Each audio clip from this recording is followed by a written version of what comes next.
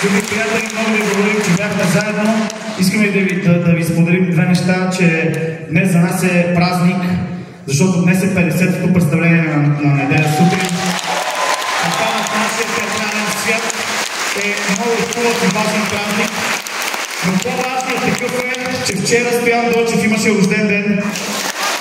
И ние искаме заедно с вас да му пожелаем да е здрав, да е щастлив, а на вас ви пожелавам всеки от вас да има по един човек като Стоян в живота си. Няма да сбъркате. Нека заедно да го изпеем Happy Birthday сега. Готови ли сте? И Happy Birthday to you!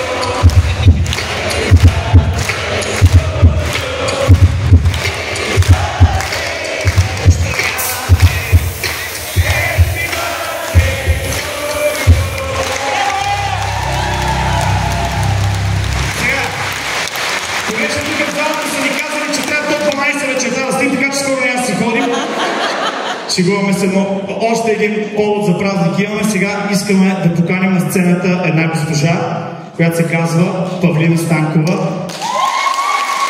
Не знам къде е, моля да вдигне ръка и да дойде. Къде е Павлина Станкова? Защото... Заповядайте, госпожа. Къде е тя? Идва ли?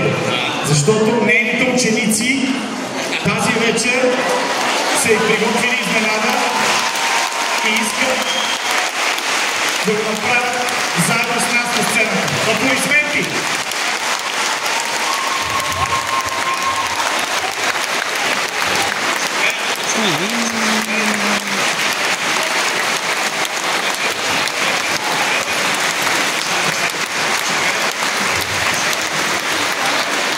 За най-любимата класна, винаги така прекрасна.